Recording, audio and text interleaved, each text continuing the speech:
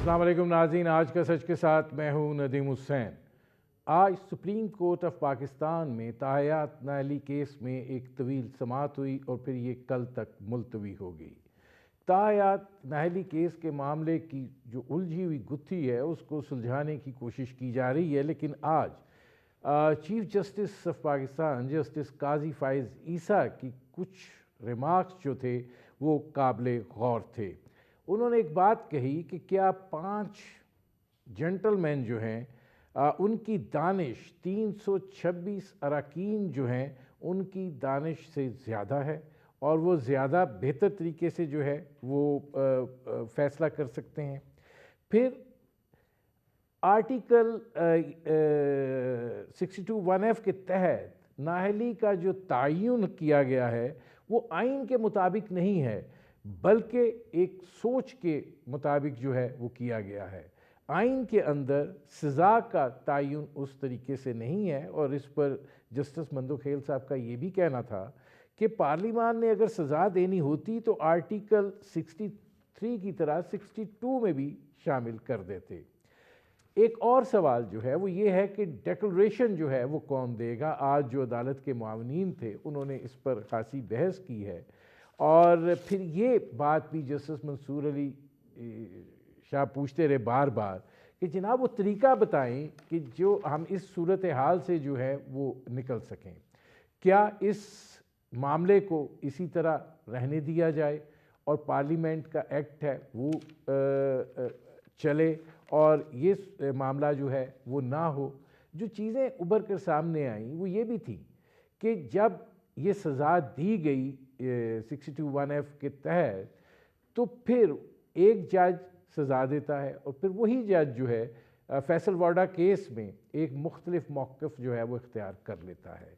तो जस्टिस काजी फ़ाइज़ ईसा जो हैं उन्होंने इस चीज़ की भी निशानदही की और ज़ाहिर है कि ये आज जितनी भी इसके ऊपर गुफ्तगू हुई है उसके अंदर ये भी सादक और अमीन की डेफिनेशन जो है वो भी पूछी गई।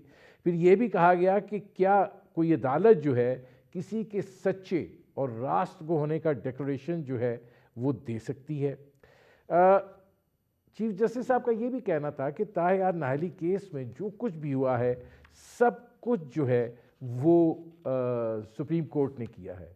उन्होंने ये भी कहा कि एक फौजदारी या सिविल केस में एक गवाह झूठ बोलता है तो क्या इस बुनियाद पर ताहयात नाअहली हो सकती है। फिर कोर्ट ऑफ लॉ की निशानदेही हुई और ये भी कहा गया कि जो उज़ैर भंडारी थे जो कि माविन थे उन्होंने कहा कि रिटर्निंग अफसर कोर्ट ऑफ लॉ नहीं है और इलेक्शन ट्रिब्यूनल जो है वो तस्लीम शुदा हक़ाइक़ की बुनियाद पर डिक्लेरेशन दे सकता है, लेकिन चीफ जस्टिस साहब ने कहा कि इस रास्ते पर जो है वो ना लेकर जाएं। जालसाजी जो है उस पर कौन डिक्लेरेशन देगा। अब ये जो मारूज़ात थी इसमें से अब देखना ये है कि हालात क्या बनते हैं, क्या निकल कर आता है, एक्ट ऑफ पार्लियामेंट चलता है या इस हवाले से कोई बातचीत होती है। लेकिन जो इसके मेरिट्स हैं उन पे बात किए लेते हैं। हमारे साथ मौजूद हैं रफ़ीक रिजवाना साहब, साबिक़ गवर्नर पंजाब रहे और मुस्लिम लीग नवाज़ के रहनुमा भी हैं। हमारे साथ मौजूद हैं सेनेटर कामरान मुर्तज़ा साहब JUI फ़ेक हैं। हमारे साथ मौजूद हैं आबिद ज़ुबैरी साहब, साबिक़ सदर सुप्रीम कोर्ट बार हैं। इसमें रफ़ीक रिजवाना साहब ये फरमाइएगा कि आज की गुफ्तगू से तो ये लगता है कि अदलिया जो है वो इस मामले को इस तरीके से देख रही है कि जिस तरह चीफ जस्टिस साहब ने कहा कि आइन के तकद्दुस को देखें, आप बंदूक के तकद्दुस को ना देखें। ये तरामीम जो हैं ये ओरिजिनल आइन में नहीं थी, ये ABCD जो है ये फिर बाद में शामिल हुए। तो क्या आपको फील हुआ है, आज आप सारा दिन कोर्ट में थे, आपने समाअत भी सुनी? सबसे पहले तो हम कोई कंक्लूजन तो ड्रॉ कर ही नहीं सकते, ना ही करने की गुंजाइश है। अदालतों में केस ये समाअत है और लार्जर बेंच है कंसिस्टिंग ऑफ 7 ऑनरेबल जजेस। तो इसमें उस पर कितनी बहस की जाए, वकला ने बड़ी अच्छी अपनी डिस्कशन की, आर्गूमेंट्स किए हैं।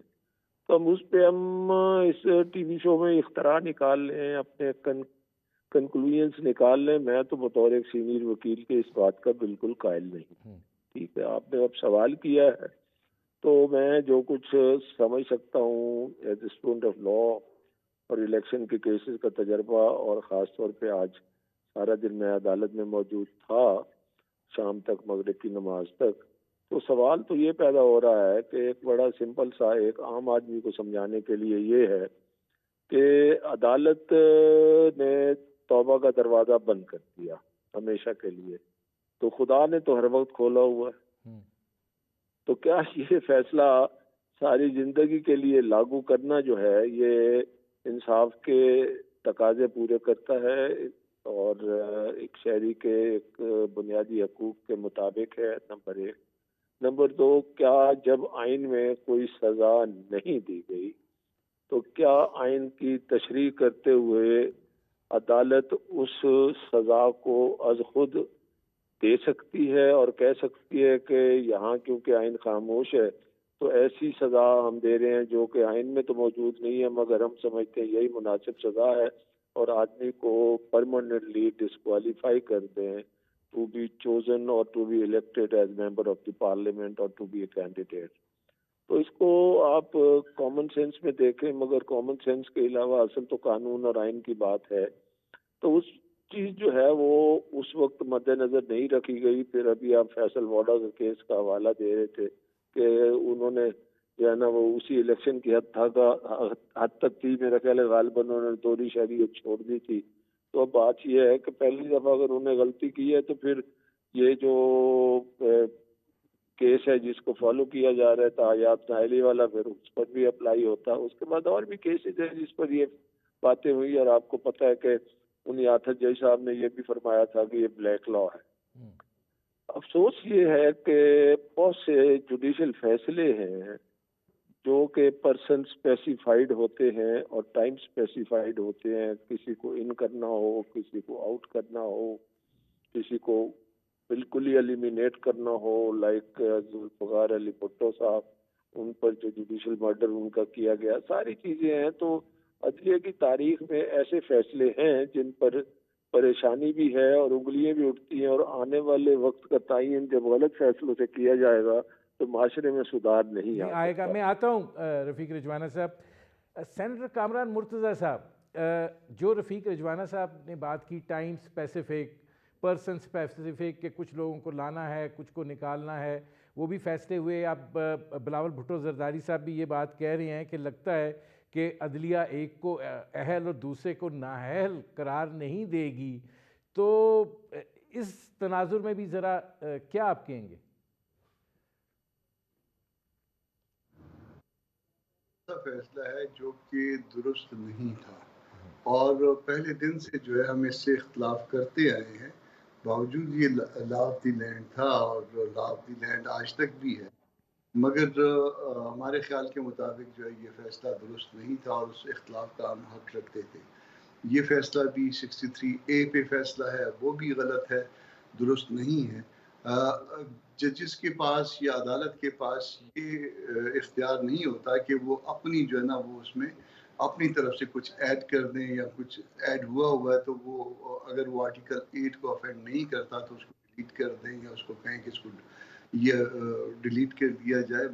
یہ صرف ان کے پاس جو ٹیسٹ ہے وہ آرٹیکل 8 کا ہی ہے, اس کے علاوہ وہ اس سے باہر نہیں جا سکتے.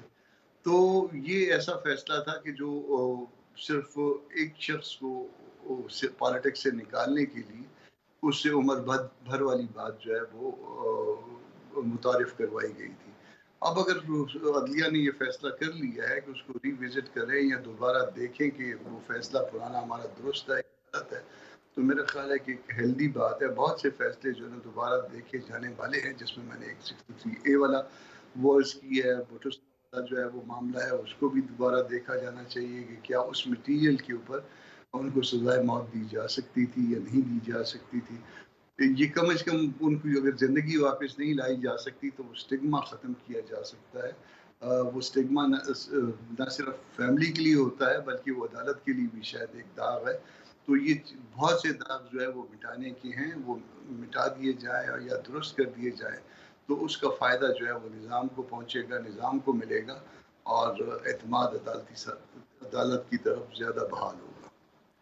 اچھا، اب اس میں عابد زبیری صاحب یہ فرمائے گا کہ ایک اور چیز جو ہے وہ یہ ہے کہ ترمیم کی بات بھی ہوئی، اور یہ بات کہی گئی کہ پارلیمنٹ جو ہے اس نے 18ویں ترمیم بھی کی، اس کے بعد بھی کئی ترمیم ہوئیں، اس سے پہلے بھی مواقع جو تھے وہ ملے تھے کہ وہ اس چیز کو جو ہے وہ ایڈریس کر سکتے، نہیں کسی نے چھیڑا۔ تو اس پہ چیف جسٹس صاحب نے کہا کہ بھائی آپ جو پارلیمنٹ کر رہی ہے اس کو آئین کو تقدس دیں، جو وہ بندوق والے کر رہے ہیں ان کو نہ دیں، آمروں نہیں، یہ سارا کچھ جو ہے وہ کیا ہوا ہے۔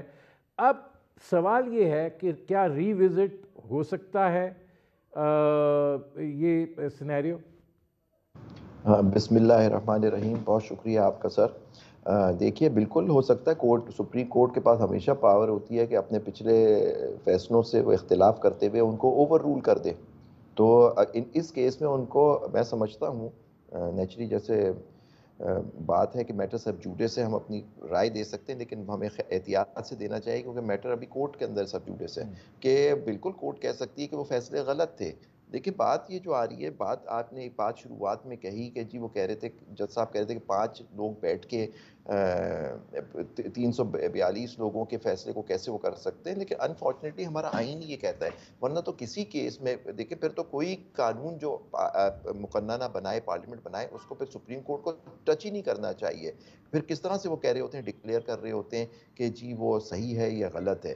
تو پھر یہ کانسٹیٹیوشنل کورٹ ہے، دیکھیے یہ نارمل کورٹ نہیں، کانسٹیٹیوشنل کورٹ ہے۔ کانسٹیٹیوشنل کورٹ کا کام ہی انڈر دا کانسٹیٹیوشن کے تشریح جو آئین کی ہوگی جو اور یا قانون جو بنے گا وہ کورٹ کرتا ہے، پارلیمنٹ نہیں کرتی۔ تو یہ بیسک ہماری جورسپروڈنس ہے۔ ہاں اگر یہ بینچ چاہتی ہے کہ وہ کہیں کہ جی نہیں وہ نہیں کر سکتے، تو پلیز ان کو چاہیے وہ لکھ دیں کہ کانسٹیٹیوشنل کورٹ اب کسی آئین قانون کو نہیں دیکھے گی جو پارلیمنٹ بنائے گی، نیچی کیونکہ وہ 342 لوگوں نے بٹھایا، 5 یا 15 یا 17 جج بیٹھ کے اس کو نہیں ٹچ کریں۔ تو یہ اچھا ہو جائے گا سر، ہم بھی کلیئر ہو جائیں گے ہم اپنی جورسپروڈنس کے لحاظ سے۔ پھر دوسری بات جو آپ نے کہی، دیکھیے بات سب سے کروشل معاملہ اس کیس میں وہ یہ ہے کہ کیا ایک ذیلی قانون سے آئین میں ترمیم ہو سکتی ہے۔ دیکھیے صحیح بات کہی گئی، یہ 18ویں ترمیم کے اندر اس 62(1)F کی امینڈمنٹ ہوئی سر۔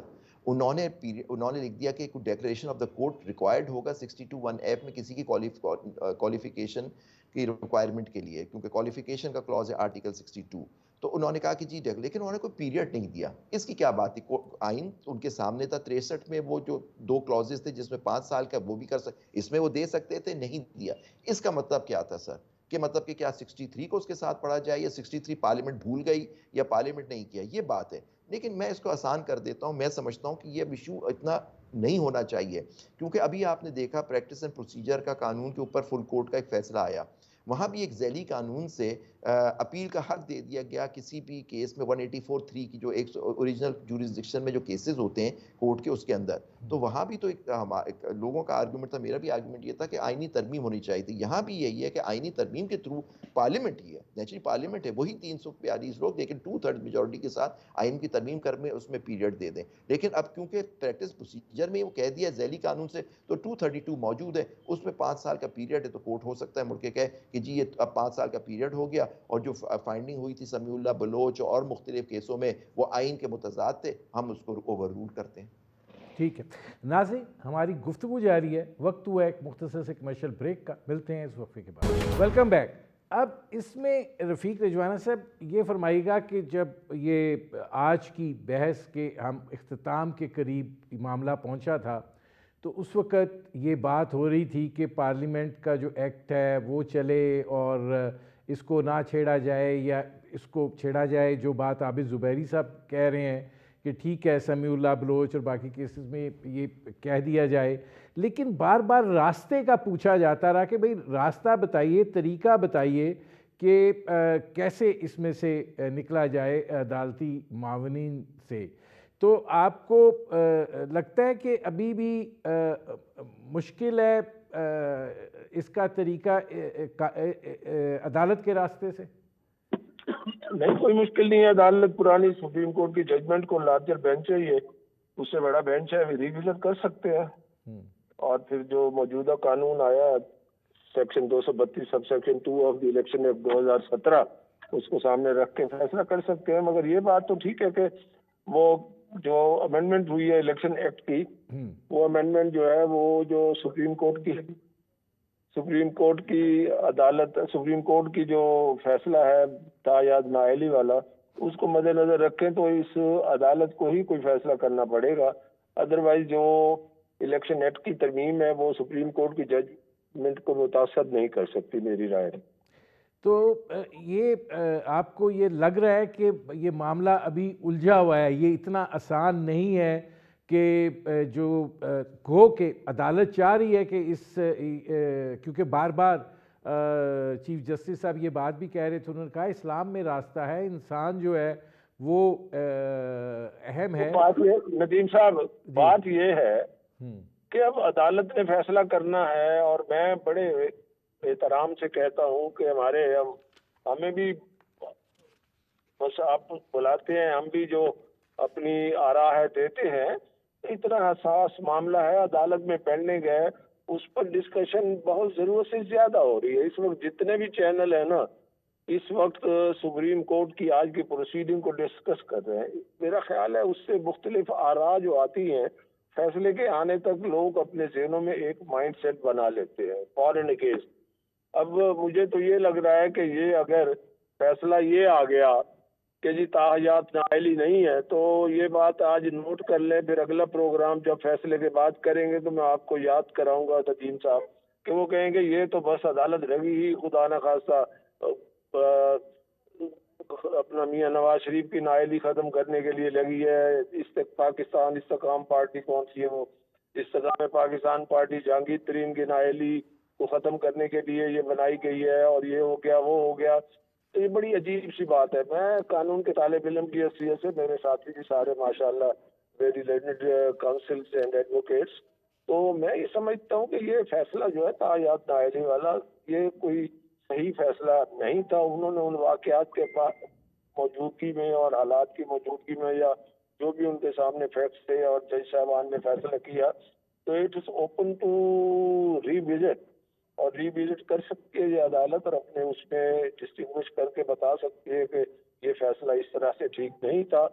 تو اسی لیے اس کو جتنا کم بحث کریں تو میری گزارش ہوگی وہ بہتر ہوگا. عوام کے ذہنوں کو کھلا رہنے دیں تاکہ جب فیصلہ آئے تو اس کے مطابق وہ سوچیں. دیکھیں رفیق رجوانہ صاحب، وہ بات آپ کی ٹھیک ہے، لیکن کامران مرتضیٰ صاحب لائیو ٹرانسمیشن چل رہی ہے اور سارا کچھ لائیو دیکھا گیا ہے، اس میں بڑے پرٹیننٹ سوالات بھی جو ہیں وہ اٹھائے گئے ہیں. اگر دکھایا گیا ہے تو ظاہر ہے کہ جب آپ ایک چیز دیکھ رہے ہیں اس کا کوئی مطلب مقصد ہے دکھائے جانے کا. ایک دو سوال بڑے اہم تھے آج. ایک تو یہ جو جسٹس مسرت ہلالی نے پوچھے، انہوں نے یہ بات کہی کہ کیا اس جج کے لیے بھی کوئی معیار ہے جو کسی کو صادق اور امین ڈکلیئر کرتا ہے؟ کیا خود جج اس معیار پر پورا اترتا ہے کہ جو کسی کو صادق اور امین قرار دے سکے؟ اب یہ چیزیں وہاں جا کر ملتی ہیں. پھر صادق اور امین کی ڈیفینیشن کیا ہے؟ مطلب اس بارے میں بھی خاموشی تھی ایک طرح کی. تو آپ کو لگتا ہے کہ اس میں لوپ ہولز جو ہیں، آپ نے شروع میں کہا غلط ہے، اس میں لوپ ہولز زیادہ ہیں؟ دیکھیے یہ ایک ایسی چیز ہے کہ امین کے نام پہ ان کے ہاتھ باندھے گئے تھے. صادق اور امین وہ صرف ہمارا نبی تھا، اسی کے لیے اسی کو زیب دیتا ہے صادق امین ہونا بھی. ہم سارے گناہ گار لوگ ہیں، کبھی ہم سے کوئی اچھا عمل ہو جاتا ہے، کبھی ہم سے کوئی برا عمل ہو جاتا ہے. ہم دنیا دار لوگ ہیں، اور تقریباً جو 99% لوگ اسی طرح کے ہوتے ہیں کہ کبھی ان سے کوئی اچھائی ہو جاتی ہے، کوئی برائی سرزد ہوتی ہے، وہ ہوتے ہیں. اگر ان میں 51% اچھائیاں ہوں تو لوگ کہتے ہیں کہ جی یہ نسبتاً اچھا آدمی ہے. اور اگر فرض کر لیجیے 50% زیادہ جو ہے وہ برائیاں ہوں تو وہ لوگ ان کے بارے میں بری رائے رکھتے ہیں. تو اس لیے جو ہے نا الیکشن کے معیار پہ، الیکشن میں لوگوں نے آپ کو ریپرزینٹ کرنا ہوگا، تو آپ جیسا آدمی آ سکتا ہے. وہ جو میں ہوں گا، میں اگر کسی کو ووٹ کرتا ہوں تو اپنے جیسے کوئی کروں گا، تو اس میں بھی وہ میرے جیسا ہوگا، دنیا داری ہوگا، کوئی اچھائیاں برائیاں وہ ہوں گی. اس کا جو ہے وہ سٹینڈرڈ جو ہے نا وہ نہ اس سے کلیم کریے کہ توبہ نعوذ باللہ جو ہے نا وہ نبی کا سٹینڈرڈ لے کے آئے گا یا اس دامن ہو کے آئے گا. تو تو یہ ایسے ہی جو ہے نا، اور جس شخص نے یہ صادق اور امین کی جو ہے نا وہ پخ لگائی تھی، وہ شاید اس نے جتنا سچ بولا تھا وہ بھی آپ کو یاد ہوگا، کتنا تھا، کتنے حلف توڑے تھے، کتنے مسائل جو ہے نا وہ ملک کے لیے، بہت سارے مسائل جو آج بھی جو ہے نا وہ شاید اسی کو منسوخ کیے جاتے ہیں۔ اگر اس کا وہ 10 سال بیچ میں نہ ہوتا تو شاید بہت سارے مسائل اس ملک کے نہ ہوتے، معاشرے میں وہ شاید تقسیم نہ ہوتی، مگر دوسروں کے لیے وہ ایسے سٹینڈرڈ جو ہے نا وہ فٹ کر گیا، اور کہ دوسرے کو مصیبت پڑی رہے، اور پھر یہ سٹینڈرڈ جو ہے نا وہ عدلیہ سے پھر کسی اور کے لیے بنوا لیا گیا۔ بہرحال جو ہے نا یہ نبی کو منسوب ہے یہ چیزیں، اور اسی کے احترام میں اسی کے ساتھ یہ آپ سمجھیں، باقی لوگ دنیا دار ہوتے ہیں، کبھی اچھے ہوتے ہیں، کبھی برے ہوتے ہیں۔ اب اس میں ایک اور چیز جو کامران مرتضیٰ صاحب، ایک چھوٹا سا سوال پھر آگے بڑھتے ہیں، ڈیکلریشن کا جو معاملہ ہے یہ بھی تو ایک بہت بڑا سوالیہ نشان ہے نا، اس معاملے میں ہر چیز ہی خاموش ہے۔ دیکھیے ڈیکلریشن جو ہے نا دیٹ ریکوائرز ایویڈنس، اور سپریم کورٹ کے لیول پہ جو ہے نا وہ بغیر ایویڈنس کی اور بغیر جو ہے نا کسی کو رائٹ آف ڈیفینس دیے جو ہے نا وہ کس طرح سے وہ کر سکتے ہیں، ڈیکلریشن دے دیں آپ۔ وہ ڈیکلریشن جو 139 میں جس ڈیکلریشن کی بات کی ہے وہ ٹوٹلی ڈفرینٹ ہے، وہ اس طرح سے نہیں ہے۔ یہاں پہ آپ نے مجھے جو ہے نا فرض کر لیجیے مجھے برا آدمی ڈکلیئر کرنا ہے، یا میں اچھا آدمی نہیں ہوں یا میں اچھا آدمی ہوں، تو اس کے لیے جو ہے نا دونوں طرف سے میرے فیور میں یا میرے اگینسٹ دونوں طرح کی ایویڈنس ہوگی، اور وہ evidence subject to cross examination ہوگی۔ یہاں پہ جو ہے نا جس کو جی چاہ جو دل کیا وہ کر دیا، کسی کو تنخواہ نہ لینے پہ جو ہے نا وہ زندگی بھر کے لیے آؤٹ کر دیا، کسی کو دل چاہا تو وہ اس نے کہا کہ جی وہ چونکہ اب اس نے توبہ کر لی ہے اس لیے جو آپ اس کو چھوڑ دیتے ہیں، تو مناسب نہیں ہے۔ بہت چیزیں ایسی ہیں جو جو عدلیہ کا احترام ہے اس کے ساتھ بھی وہ میچ نہیں کرتی ہیں۔ اب جو ہو گیا وہ ہو گیا، مگر جو غلطیاں ہیں وہ کم از کم درست ہونی چاہیے۔ عابد زبیری صاحب، کامران مرتضیٰ صاحب کہہ رہے ہیں جو غلطیاں ہیں وہ درست ہونی چاہیے، لیکن پھر وہیں پر آتے ہیں کہ اصل مسئلہ تو یہ ہے کہ الیکشن ایکٹ کا جو ترمیم ہے اس کے اوپر انحصار کیا جا سکتا ہے، یا سپریم کورٹ جو ہے اس کو اب کسی فیصلے کی طرف جانا ہے۔ فیصل واڈا کیس جو ہے وہ اس کے اندر ایک مثال بھی ہے، اور چیف جسٹس صاحب نے کہا جی ایک ہی بندہ دو جگہ پہ اپنے موقف کی خود ہی نفی کر رہا ہے۔ تھوڑا سا دیکھیے آپ فیصل واڈوا کا کیس ذرا دیکھیں، اس کے اندر جج نے کہا ہے، جج صاحب تھے لیکن وہ 3 ممبر بینچ تھی، یہ سمیع اللہ بلوچ 5 ممبر بینچ ہے، وہ اوور رول نہیں کر سکتی تھی سمیع اللہ بلوچ۔ سمیع اللہ بلوچ انہوں نے کہا جو ہائی کورٹ کا فیصلہ سیٹ اسائڈ کیا تھا اس میں 2 وجوہات تھیں، انہوں نے خود ایڈمٹ کیا تھا کہ جی میں نے جس وقت فارم بھرے وہ صحیح نہیں تھے، انہوں کے ایڈمیشن آیا اور میں ریزائن کرنے کے تیار ہوں سینٹ سے، اور انہوں نے کیا اس کے بعد فیصل واڈوا صاحب نے۔ لیکن انہوں نے اس پہ جو موسٹ امپورٹنٹ بات تھی، انہوں نے کہا تھا ان کے کیس میں کوئی ڈیکلیریشن نہیں تھا 62(1)(f) میں، اس وجہ سے اب یہ جو بات سب سے امپورٹنٹ ہے کہ کوئی ڈیکلیریشن آنا چاہیے کورٹ کا، اور کورٹ کا ڈیکلیریشن جب آ جاتا ہے تو اس کے بعد ہی 62(1)(f) لگتا ہے، یہی بات کورٹس نے کہی، اس لیے اور اس میں ورڈ یوز ہوا ہے فیصل واڈوا کے کیس میں under the peculiar circumstances of the case, کہ وہ آئندہ والے الیکشن کیونکہ وہاں ڈیکلیریشن آف دا کورٹ نہیں تھا یا ایڈمیشن تھا اور یہ سارا، تو خیر وہ، اور ویسے بھی وہ 3 ممبر بینچ اس کو اوور رائڈ نہیں کر سکتا 5 ممبر بینچ کو، ہاں یہ 7 ممبر بینچ ضرور اوور رائڈ کر سکتا ہے، اوور رول کر سکتا ہے وہ جو رولنگز ہیں سمیع اللہ بلوچ وغیرہ کی۔ لیکن میں آپ کو ایک بات بتاتا چلوں، ہمیشہ بات ہوتی ہے نواز شریف صاحب اور جہانگیر ترین صاحب کے کیسوں کی، آپ کو پتہ ہے کہ وہ جو پٹیشن کون لایا تھا جہانگیر ترین صاحب کے خلاف؟ وہ تھے ایک محمد حنیف عباسی صاحب، تو جہاں تک مجھے یاد پڑتا ہے کہ وہ مسلم لیگ نون کے ایک لیڈر ہیں جو پٹیشن لے کے آئے تھے، ان کی پٹیشن میں ان کی نااہلیت ہوئی تھی جہانگیر ترین صاحب کی، وہ رپورٹڈ میٹر ہے۔ اچھا، اب کامران مرتضیٰ صاحب، اس سے پہلے کہ میں رفیق رجوانہ صاحب کی طرف جاؤں، ایک اور ڈیولپمنٹ ہے آج کے لاہور، یہ اسلام آباد ہائی کورٹ نے وہ جو نیب سے سزا یافتہ بندہ ہے اس کی جو نااہلی کی مدت ہے وہ 5 سال سے بڑھا کے 10 سال کر دی ہے۔ سنگل بینچ نے اس کو 5 سال کیا تھا، اس کو انہوں نے ختم کیا ہے۔ آپ اس کو کیسے دیکھ رہے ہیں؟ دیکھیے وہ ابھی تک ججمنٹ آئی نہیں ہے ہمارے سامنے، مگر میرے خیال ہے یہ انٹرم آرڈر ہے، وہ اس کے جو آرڈر کیا تھا وہ سسپینڈ کیا ہوا ہے، تو وہ اگر اس کے بعد اگر قانون میں اگر 10 سال ہے اور اگر سنگل بینچ نے اس کو 5 ایئر کر دیا تھا، تو ظاہر ہے کہ عدالت اس 5 سال کو اس 10 سال کو 5 سال نہیں کر سکتی تھی، مگر یہ فی الوقت انٹرم آرڈر ہے اور سبجیکٹ ٹو کنفرمیشن ہے، subject to hearing of the appeal ہے. تو میرا خیال ہے کہ ابھی اس میں ٹائم لگے گا، اس کو آپ انٹرم آرڈر کے طور پہ. تو پھر لے رفیق رجوانہ صاحب، آپ سے اب ذرا میں ایک سیاسی سوال پوچھ لوں. مسلم لیگ نواز کو ٹکٹوں کے صورتحال پہ بڑے مسائل کا سامنا ہے، اور لاہور میں بھی حالات جو ہیں وہ بڑے الجھے ہوئے ہیں. ایاز صادق صاحب بھی لگ رہا ہے کہ ٹکٹ نہیں ملنے جا رہا. بہت ساری مجبوریاں جو ہیں وہ آڑے آ رہی ہیں، ایڈجسٹمنٹس آڑے آ رہی ہیں. تو آپ کو کیا دکھ رہا ہے؟ جی الحمدللہ سب ٹھیک ہے. آپ جو ہے نا ہماری پارٹی کی فکر کیوں کرتے ہیں؟ اللہ کا تو فضل سر ہے. آپ سے سوال نون لیگ والوں سے آج کل بہت مسئلہ ہے، سوال پوچھے ناراض ہو جاتے ہیں. میں تو ناراض نہیں ہو رہا، ہنس کے کہہ رہا ہوں آپ کو. غصے میں آتے ہیں. ناراض کیوں؟ میں تو کہہ رہا ہوں بلکہ آپ کو کہہ رہا ہوں کیوں آپ اتنا قیمتی کمرشل ہوتا ہے. کوئی اور بات کر لیں، ہماری پارٹی کی فکر پڑی ہوئی ہے آپ کو. میں تو ان دی لائٹر نوٹ کہہ رہا ہوں. نہیں، وہ پارٹی کی آپ کی اس لیے بڑی فکر ہے نا سر کہ وہ کہہ رہے ہیں کہ الیکشن. بات یہ ہے ہاں بات یہ ہے جی جتنی مقبول پارٹی ہوگی اس کے اندر ٹکٹوں کی جو رسا کشی ہے نا وہ زیادہ ہوتی ہے. ٹھیک ہے. اب ایاز صادق صاحب والا ایک بڑا مطلب ایک نازک سا کیس ہے. شیخ رویل اسکر صاحب کا حلقہ بدل کے کچھ ان کا اسی علاقے میں آ گیا. دونوں ہمارے لیے قابل احترام ہے.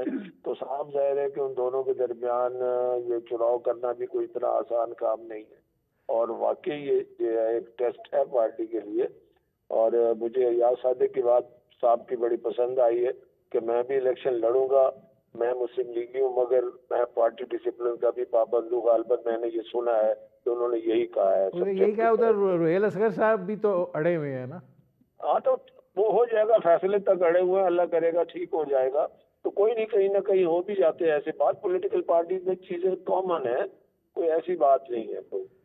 اچھا، اب کامران مرتضیٰ صاحب، اب آپ مولانا فضل الرحمان صاحب جو ہیں وہ بہت زیادہ شاکی ہیں سیکیورٹی کی صورتحال پر، اور ظاہر ہے کہ 2 حملے تو ہوئے ہیں.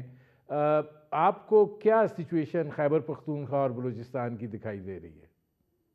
دیکھیے مولانا صاحب کو تقریباً 1 درجن تھریٹ الرٹس جو ہے نا وہ ابھی تک جاری ہو چکے ہیں. پشاور گئے تھریٹ الرٹ، کوئٹہ گئے تھریٹ الرٹ، باولپور گئے تھریٹ الرٹ، مکی گئے تھریٹ الرٹ، کراچی گئے تھریٹ الرٹ، لڑکانے گئے تھریٹ الرٹ.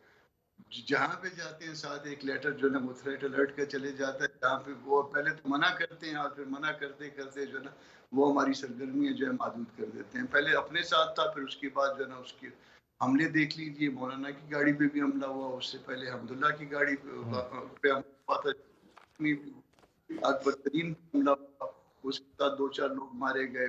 اب ان کے بیٹے کو بھی جو ہے نا وہ تھریٹ الرٹ.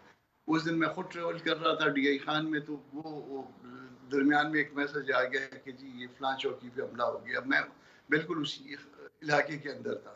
اب ظاہر ہے ہم بھی انسان ہیں، ہم کو بھی جو ہے نا ان چیزوں سے اثر پڑتا ہے کہ جن علاقوں میں ہم جا رہے ہیں اور یا کمپین کرنے کے لیے یا ادروائز وہاں پہ اگر کوئی حملے شروع ہو جائیں، وہاں پہ الرٹ آ جائے تو ہم کو بھی جو ہے نا وہ موومنٹ میں پھر اس طرح سے کنوینئنٹ نہیں ہوتا، کنوینئنس نہیں ہے ہمارے لیے.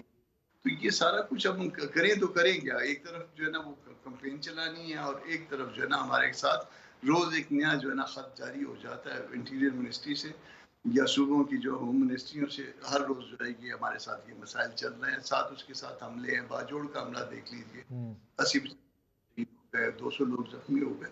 تو کریں کیا؟ ہمیں تو یہ بات سمجھ میں نہیں آ رہی ہے کہ یہ صرف ہم کیوں نشانہ ہے. اچھا عابد زبیری صاحب، آپ سے بھی ذرا وقت بڑا محدود ہے. پاکستان تحریک انصاف سپریم کورٹ پہنچ گئی ہے اپنے بلے کے نشان کی واپسی کے لیے.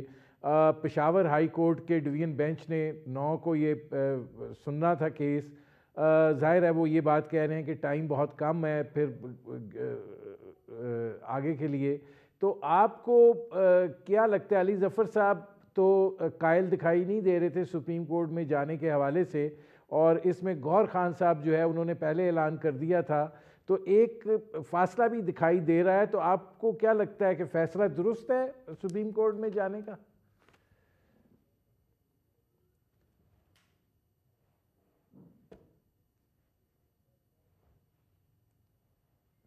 आबिद जुबैर साहब आपकी तरफ से म्यूट है, आवाज़ नहीं आ रही। अच्छा, नहीं जी। मैं कह रहा हूँ कि देखिए दोनों का नाम आया है कॉज लिस्ट में, जो केस में नंबर लगा है, अली ज़फ़र साहब का भी और गौहर साहब का भी, गौहर का भी। तो अब देखिए फैसला देखिए, हाई आपने देखा जो इलेक्शन, आप पिछले साल जो इलेक्शन वगैरह केसेस थे उसमें इन बेंच में जो जजेस बैठे हुए हैं उन्होंने इख्तलाफी नोट या उठ के चले गए थे कि हम इस बेंच का हिस्सा नहीं होंगे। हाई कोर्ट से पहले इलेक्शन वाले मामलों में कि इलेक्शन हाई कोर्ट से होके आना चाहिए केस, और सुप्रीम कोर्ट में डायरेक्ट नहीं आना चाहिए। तो आपने देखा कि अब वही लोग वो मौजूद जजेस अब इस बेंच का हिस्सा हैं। तो हो सकता है मुड़ के कहेंगे जी आप हाई कोर्ट से आए, लेकिन अभी आपने रिसेंटली देखा कि 2 केसों में पेशावर, लाहौर के उनकी इंटरिम ऑर्डर्स के खिलाफ सुप्रीम कोर्ट ने एंटरटेन किया इलेक्शन कमीशन के ऑर्डर्स को, और उनको सेट असाइड किया इस पे कि उन्होंने दिखाया कि आईन और कानून के खिलाफ थे। अगर ये लोग आके सुप्रीम कोर्ट में कह सकते हैं कि उनका जो इंटरिम ऑर्डर का रिकॉल है वो आईन और कानून के खिलाफ है, तो हो सकता है सुप्रीम कोर्ट एंटरटेन करे, या वरना मुड़ के कहते कि जी पहले आप हाई कोर्ट से फैसला करा के आए। क्योंकि आप देखिए ये बड़ी सब टाइम बाउंड है, 30-35 दिन या 35 दिन रह गए इलेक्शन के अंदर, बहुत कम टाइम रह गया। पता नहीं कितना टाइम इनके पास है, और 11-12 तक तो हर चीज़ को फाइनलाइज होना है। अगर इनके पास इनका सिंबल ही नहीं होगा तो फिर इनके लिए बड़ा मुश्किल हो जाएगा इलेक्शन लड़ना, क्योंकि इनकी ऐसी पार्टी की हैसियत से पार्टी ख़त्म हो जाएगी, रिजर्व सीट्स पे इनका हक नहीं होगा, इंडिपेंडेंट इनके लोग होंगे, उन्हें कितनी पार्टीज़ को वो शामिल होगा। होना पड़ेगा, तो सारी बहुत issues शुक्रिया रफ़ीक रिजवाना साहब, बहुत शुक्रिया सेनेटर कामरान मुर्तज़ा साहब, बहुत शुक्रिया आबिद ज़ुबैरी साहब। नाज़रीन, वक्त हुआ है मुख्तसर से एक मशर ब्रेक का। जब हम वापस आएंगे तो इस वक्त एक सियासी सूरत हाल है, अदम इस्तेकाम की एक मुआशी सूरत हाल है, वो बड़े चैलेंजेस हैं, उस पर करेंगे बात। मिलते हैं इस वक्फे के बाद। Welcome back. नाज़रीन, एक तरफ तो हमें इस वक्त सियासी अदम इस्तेकाम का सामना है, और ज़ाहिर है कि इलेक्शन का गलगला है, और इंतखाबात जो हैं वो 8 फरवरी को होने जा रहे हैं। ये बात कही जा रही है कि उसके बाद इसमें से शायद सियासी इस्तेकाम जो है वो निकल पाए, और तमाम लोग जो हैं उनके एक हुकूमत जो है मुज्तमा करके बनाई जा सके, और फिर वो इन मामलात को लेकर चले। लेकिन जिस नौइयत की बातें जो हैं वो हमारे सियासी ज़ुमा कर रहे हैं, और इस वक्त जो मुल्क की मुआशी सूरत हाल है वो एक दूसरे का तज़ाद हैं। ज़ाहिर है IMF जो है इस वक्त कड़ी शराइत के साथ पाकिस्तान के साथ चल रहा है, और पाकिस्तान को उन शराइत पर जो है वो अमल दरामद करना है। लेकिन जब इसके साथ साथ बहुत बड़े बड़े सियासी नारे जो हैं वो उसके अंदर शामिल हो जाएंगे, तो क्या वो मईशत जिसको बहुत मुश्किल से इस हद तक हमवार किया गया है कि वो एक तसलसल जो है वो चल सके, उसको उस तर्ज पर रखा जा सकता है, ये एक सवालिया निशान है। दूसरा ये है कि पाकिस्तान बिज़नेस कम्युनिटी जो है वो इस बात का तकाजा कर रही है कि जो टैक्स हैं उनको कम किया जाए, और ज़ाहिर है कि किसी भी मईशत में ग्रोथ के लिए ज़रूरी होता है कि उसके अंदर इस तरह का निज़ाम हो जो बुनियादी तौर पे बिज़नेस फ्रेंडली हो, और मुल्क के अंदर उस सूरत हाल को फ़रोग़ का सबब बन सके। तीसरी चीज़ जो है वो है हमारी अशराफिया, जिसकी मरात अब 3,500 अरब तक जा पहुँची हैं, लेकिन वो आवाम को कुछ देने के लिए तैयार नहीं हैं। उनके पास वादे हैं और अखराजात की एक लंबी फहरिस्त है, और वो भी उस नौइयत के हैं कि जिसके अंदर बहुत सारे लूप होल्स होते हैं, और उन लूप होल्स की बिना के ऊपर ना सिर्फ ये कि वो नज़र आते हैं, बल्कि बहुत सारे लोगों के लिए, ख़ुद उनके लिए भी बड़े मुनाफा बख्श सूरत हाल का सबब बनते हैं। ये जो आने वाला वक्त है और इस वक्त की ये जो सूरत हाल है, पाकिस्तान को जो इक़्तिसादी तौर पे इतने चैलेंजेस का सामना है, कैसे इसको देखा जाए। हमारे साथ मौजूद हैं मारूफ माहिर मुआशियात खुर्रम शहजाद साहब, उनसे बात करते हैं। खुर्रम साहब, ये फरमाइएगा कि आज हमारे चैलेंजेस जो हैं वो यकीनन बड़े सख्त हैं। IMF का भी जो शराइत हैं वो अपनी जगह के ऊपर मौजूद हैं, मईशत जो है वो घुटन का भी शिकार है। तो आपको लगता है कि अभी फ़िल वक्त तो ये सिलसिला चलेगा, ये इलेक्शन का जो मामला है वो भी एक सूरत हाल को किसी फैसला कुन तर्ज पर नहीं ढालेगा? जी अस्सलाम वालेकुम, बहुत शुक्रिया मुझे प्रोग्राम लेने के लिए। देखें, बिल्कुल सही बात है, ये सिलसिला ये चलेगा अभी, और इलेक्शंस जब तक नहीं होते और नई गवर्नमेंट नहीं आती और गवर्नमेंट अपने प्लान के साथ आती है। सबसे इंपॉर्टेंट चीज़ ये है कि कोई भी गवर्नमेंट आए उसे एक रोबस्ट प्लान की ज़रूरत है, जो कि मुझे लग नहीं रहा अभी तक किसी ने कोई डिस्कस किया है, कोई सामने किसी का मंशूर इस तरह से आया है। ज़्यादातर जो है स्लोगन्स ही आते हैं, आपको पता है, और फिर स्लोगन्स बड़े पॉपुलस होते हैं और वो उन्हें सुन के तो डर लगता है।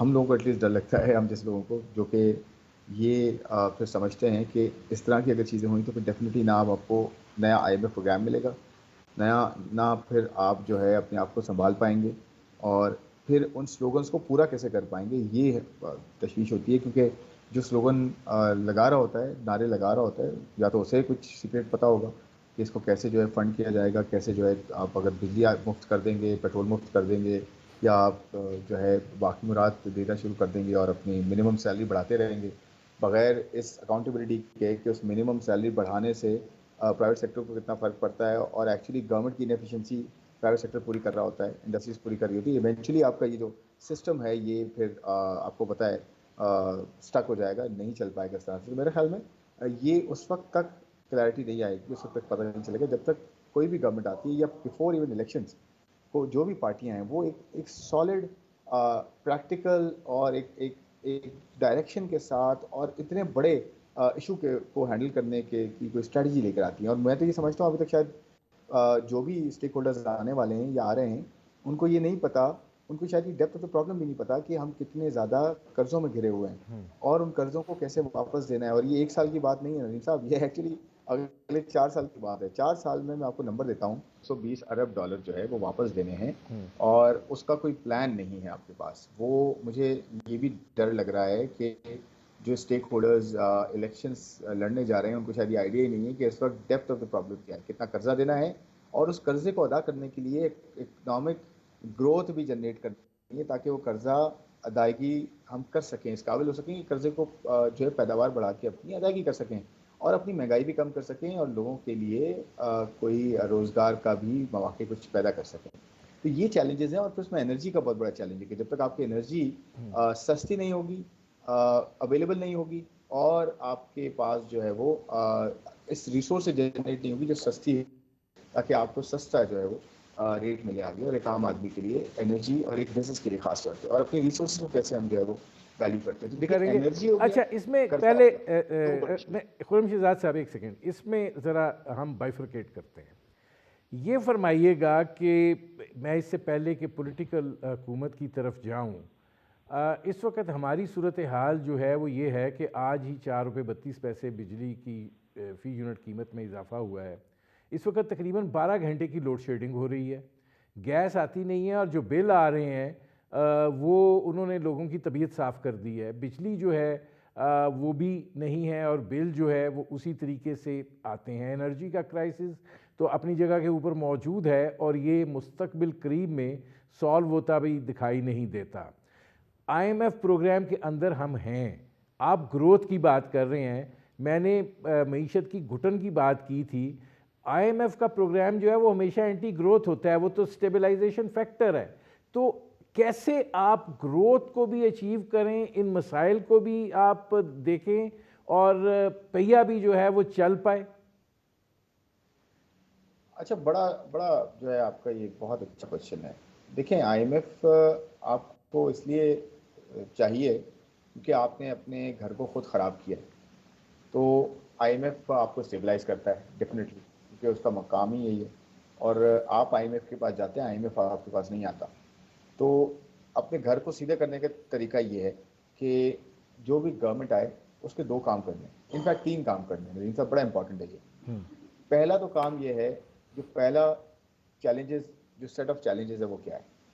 وہ یہ ہے کہ آپ سب سے پہلے جو آپ کے کی ایشوز ہیں، جو آپ کی اکانومی کو اس وقت ہرڈل بنائے ہوئے، وہ 3-4 میں نے آئیڈینٹیفائی کیے. میں نے آئیڈینٹیفائی کیا قرضوں کو کیسے ادا کرنا ہے، یا اس کو ریسٹرکچر کرنا ہے، کیسے ان کو کیسے ہینڈل کرنا ہے. اتنے بڑا قرضوں کا بوجھ ہے، ان کو پہلے ہینڈل کرنا پڑے گا، ادروائز آپ کی اکانومی چوک ہوتی جائے گی. دوسرا آپ کے پاس انرجی کا ایشو ہے کہ انرجی جو ہے آپ نے بالکل صحیح کہا کہ مہنگی ہوتی جا رہی ہے اور اویلیبل بھی نہیں ہے. تو یہ دوسرا بڑا ایشو ہو گیا. تیسرا بڑا ایشو ہے ٹیکس کا، کہ ٹیکس اتنا بڑا برڈن ہوتا جا رہا ہے آپ کی اکانومی پہ، بزنسز پہ، انڈیویجولس پہ، کہ آپ کی اکانومی میں انویسٹمنٹ کا روم ہی نہیں مل رہا. کوئی کیوں آپ کے انویسٹمنٹ کرے گا آگے؟ تو یہ تو 3 ایشوز میں نے آپ کو بتایا. چوتھا ایشو جو ہے جو آپ کے فسکل سائٹ پہ آپ کے ٹیکس کو کھا رہا ہے، یعنی کہ آپ کو ٹیکس کو جہاں لگنا چاہیے وہاں نہیں لگ رہا، وہ ہے اسٹیٹ آن اینٹیٹیز. پرائیویٹائزیشن یا ریسٹرکچرنگ آپ کے یہاں رکی ہوئی ہے کافی عرصے سے، اس پہ کام نہیں ہو رہا. تو یہ 4 بڑے ایریاز ہیں جو کہ آپ کو پہلا سیٹ آف چیلنجز ہے، ان کو آپ نے اوور کم کرنا ہے. وہ کیسے کرنا ہے؟ انرجی میں آپ کو جو ہے پورا ریسٹرکچرنگ کرنی پڑے گی, ہول سیل مارکیٹ کریٹ کرنی پڑے گی, اس میں ٹائم لگے گا تھوڑا سا. اس کے بعد ٹیکسز کو فوراً سے کٹ کرنا پڑے گا, جو آپ اتنا جلدی کر نہیں سکتے کیونکہ آئندہ پروگرام میں آپ کو ٹیکسز بھی چاہیے. تو ٹیکس کو براڈن کرنا پڑے گا, ڈی ٹی اے پہ ٹیکس لگانا پڑے گا, ریل اسٹیٹ سے صحیح طریقے سے ٹیکس لینا پڑے گا, ایگریکلچر سے ٹیکس لینا پڑے گا. یہ 3 ایریاز ایسے ہیں ندیم صاحب جس سے آپ کا پورا ٹیکس آ سکتا ہے, اور جو آپ ابھی آپ انڈسٹری سے لے رہے ہیں اس سے بہت زیادہ ٹیکس آپ یہاں سے لے سکتے ہیں. تھرڈ میں نے آپ کو بتایا آپ کا جو پہلے میں نے کہا ڈیٹ, پھر کہا انرجی, پھر کہا ٹیکسز. ان 3 چیزوں کو آپ 1-1.5 سال 2 سال کے عرصے میں کچھ حد تک ٹریک پہ لا سکتے ہیں, جس سے آپ کی انڈسٹری اور انویسٹمنٹ یہ آہستہ آہستہ آنا شروع ہوگی. جب لوگوں کو ڈائریکشن نظر آتی ہے نا, انٹینٹ نظر آتی ہے, جب نیت نظر آتی ہے کہ جی کام ہو رہا ہے, اب ڈائریکشن سیدھی ہو گئی ہے, تو لوگ پھر انویسٹ کرنا شروع کرتے ہیں, انویسٹر آنا شروع ہوتا ہے. تو وہ انیشیل پیریڈ آپ کا جو ہے وہ شروع ہو جائے گا 1-1.5 سال میں, اگر آپ کی گورنمنٹ کی جو بھی آنے والی گورنمنٹ ہے اس کا یہ پلان ہے. سیکنڈ سیٹ آف ایشوز کیا ہے جو اس سے بڑا ہے, جو لانگ ٹرم ہے, وہ سوشو اکنامک فیکٹرز ہیں, سوشو اکنامک انڈیکیٹرز ہیں. آپ کا اسٹینڈرڈ آف لیونگ کیا ہے, آپ کا غربت کی لکیر سے لوگ کتنے نیچے چلے گئے ہیں, آپ کی ایجوکیشن جو ہے وہ بالکل بچے جو ہے 25 ملین بچے آؤٹ آف اسکول ہیں آپ کے, ہیلتھ کیئر آپ کو جو ہے وہ مل نہیں رہی ہے کوالٹی کی, فوڈ کوالٹی نہیں ہے, میل نیوٹریشن آپ کے یہاں بہت زیادہ ہو رہا ہے, اسٹنٹنگ بہت زیادہ. اس کے ساتھ آپ کے دنیا کے جو ہیلتھ کیئر کے انڈیکیٹرز ہیں, یا آپ کی جو لائف کے انڈیکیٹرز ہیں, جو آپ کے سوشل انڈیکیٹرز ہیں, وہ بہت زیادہ نیچے چلے گئے. وہ فنڈامنٹل پرابلم ہے, اس پہ بھی جو گورنمنٹ آئے گی اس کا ایک پلان ہونا چاہیے کہ 5 سال میں, 8 سال میں, 10 سال میں پاکستان کی جنریشن کو کہاں لے کے جانا ہے, کتنا قابل بنانا ہے, کتنا بہتر بنانا ہے, صحت اچھی کرنی ہے, فوڈ اچھا دینا ہے, سینیٹیشن اچھی دینی ہے, پانی اچھا دینا ہے. تو دیکھیں یہ دو بڑے سیٹ آف پرابلمز ہیں نا, یہ آپ کو کرنے حل پڑیں کرنے. گے. اب اس میں تیسرا جو خرم میں کہنا چاہ رہا ہوں وہ یہ ہے کہ جی جی جی جی آپ یہ مکمل میں کر لیں. تیسرا یہ کہنا چاہ رہا تھا جلدی سے, جی تیسرا میں جلدی سے یہ کہنا چاہ رہا تھا کہ جو آئی ایم ایف کا آپ کا پوائنٹ تھا نا, وہ یہی ہے کہ آئی ایم ایف کے پروگرام میں رہیں گے, ہم پہ ڈنڈا ہوگا 25ویں پروگرام میں, تو ہم سے یہ کروایا جائے گا, تو ہم شاید اب کر سکیں گے, کیونکہ خود تو ہم نے کیا نہیں, تبھی ہم 25ویں پروگرام پہ پہنچ چکے ہیں, تبھی ہمارا یہ حال ہو چکا ہے. اب خرم شہزاد صاحب یہ فرمائیے گا کہ ہماری اشرافیہ جو ہے اس کو 3,500 ارب کی مراد جو ہیں وہ حاصل ہیں. وہ یا تو خود موجود ہیں پارلیمنٹ کے اندر, یا مافیاز کے نمائندے کی صورت میں پارلیمنٹ کے اندر جو ہیں وہ لوگ موجود ہیں. وہ ان چیزوں کے اوپر نہ تو کمپرومائز کرنے کے لیے تیار ہیں, نہ وہ یہ جو مراد ہیں ان کو چھوڑنے کے لیے تیار ہیں. آج آ کے بوجھ انہی پر پڑ رہا ہے جو بوجھ اٹھائے ہوئے ہیں. تو ایسی صورتحال میں الیکشن کے بعد اسی طبقے نے دوبارہ آ جانا ہے, تو پھر آپ کیسے یہ توقع کر رہے ہیں کہ وہ اپنے آپ کو بھی ذرا محدود کریں گے, اور اس کا جو فائدہ ہے وہ نیچے ٹرانسفر ہونے کی جو ہے وہ کوشش کی جائے گی. ہمارے ہاں تو یہ تو ڈنگ ٹپاؤ دن ٹپاؤ والا معاملہ ہے. دیکھیں میں پہلے تو یہ کہوں گا کہ میں توقع نہیں کر رہا, میں آپ کو ایک حل دے رہا ہوں کہ اس کا حل کیا ہے. اب وہ اشرافیہ کرتی ہے یا اشرافیہ نہیں کرتی, تو وہ تو ایک ڈفرینٹ ڈیبیٹ ہو جائے گا. میں تو آپ سے یہ کہہ رہا ہوں کہ حل یہ ہے کہ ایک پلان ہو, پلان کی امپلیمنٹیشن ہو, اور اس کے ایفرٹس ہوں, اور پراپر اس کا ایک ریئلائزیشن ہو کہ ہاں کتنا بڑا ایشو ہے, اس لیے ہمیں اتنا بڑا پلان لے کے چلنا, اور اس کی کنسرٹڈ ایفرٹس ہوں. یار اگلے 2 سال 3 سال 4 سال میں ہمیں سر نہیں اٹھانا, ہمیں بہت کام کرنا پڑے گا, جو بھی حکومت میں آئے گا اس کے لیے بہت بڑا چیلنج ہے.